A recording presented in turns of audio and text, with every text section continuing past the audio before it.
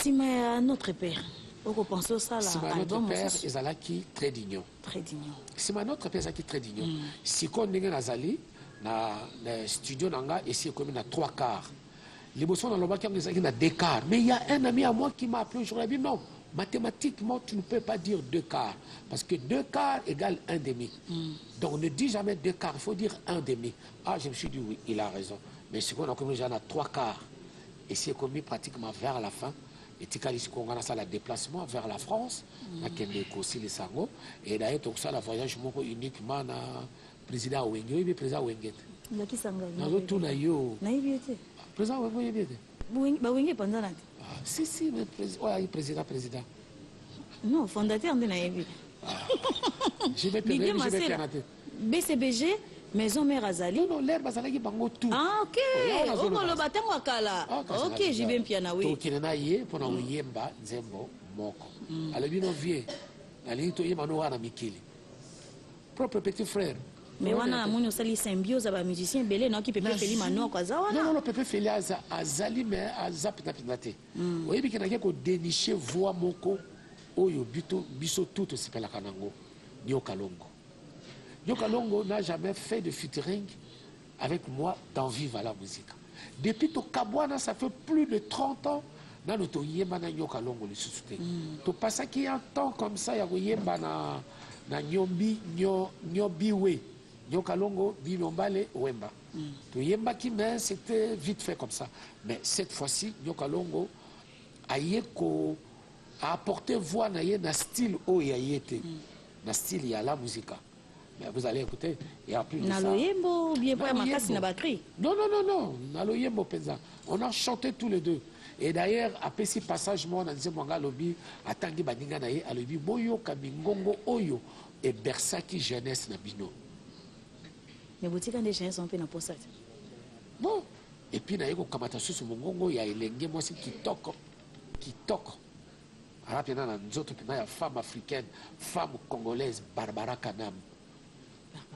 To yemina ye a tracé voix quoi.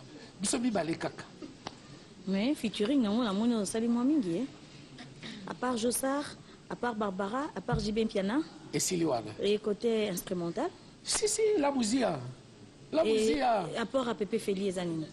Quand il y a Pépé Feli il y a Yaki, bon vraiment il a joué, il a participé quoi. Mais tout est à la musique.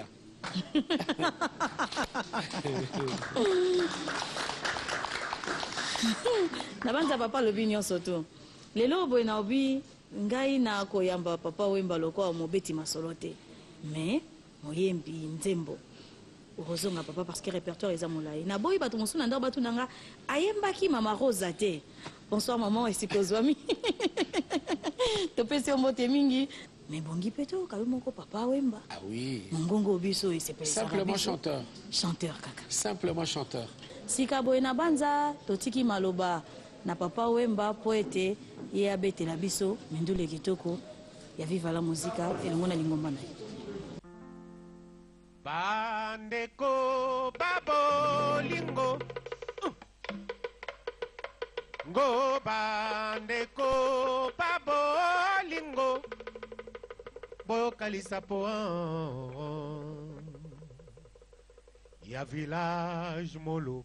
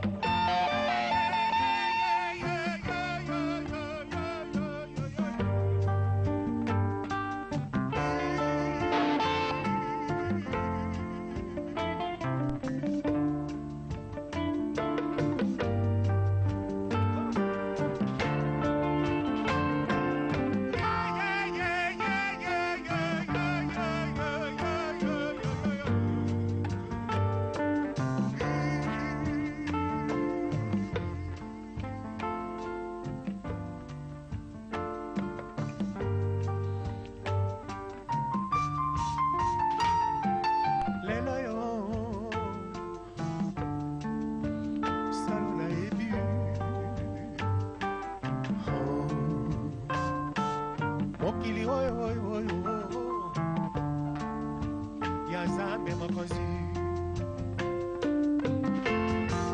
kasi na mokili yango bato mitema mabe batona na kati oyo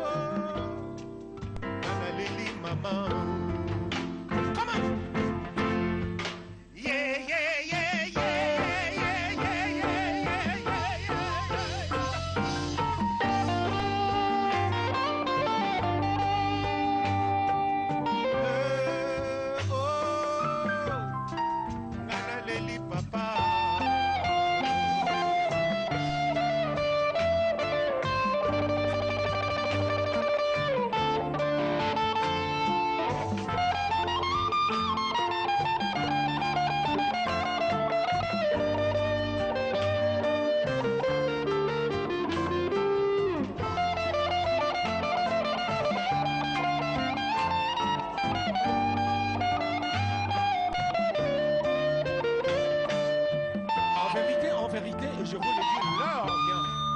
Elle est déjà venue.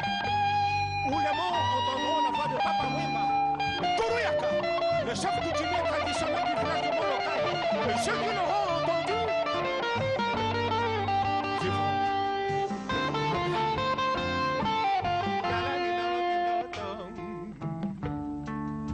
Et à ma bien à Ponton,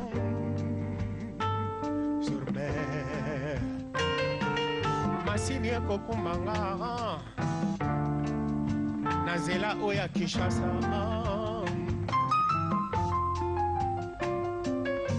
lelo yo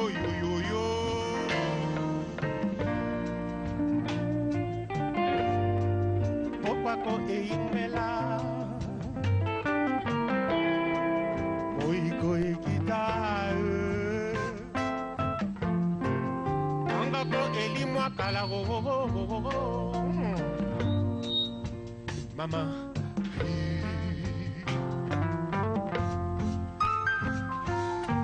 lela yo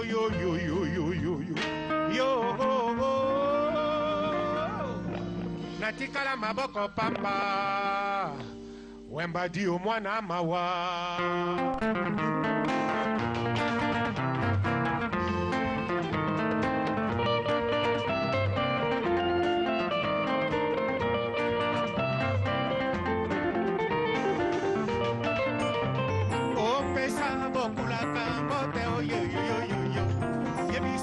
totikala sebana etike nabosana kombo na yezoka adamu yo Wemba di yo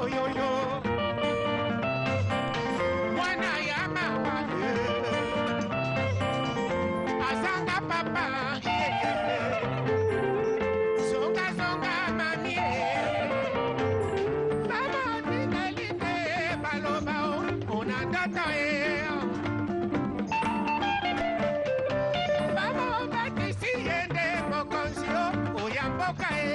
na muluka yo ya Papa Wemba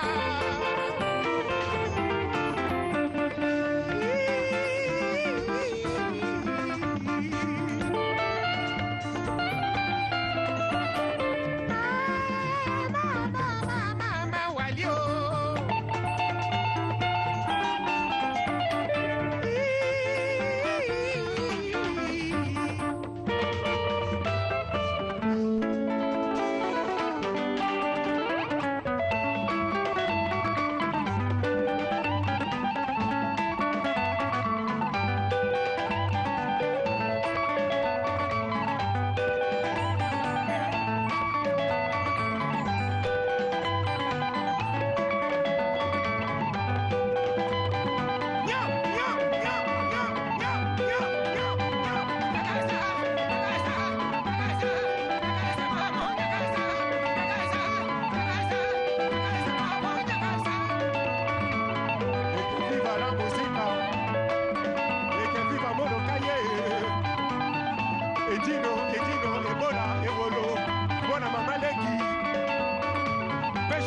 biso wa ngombo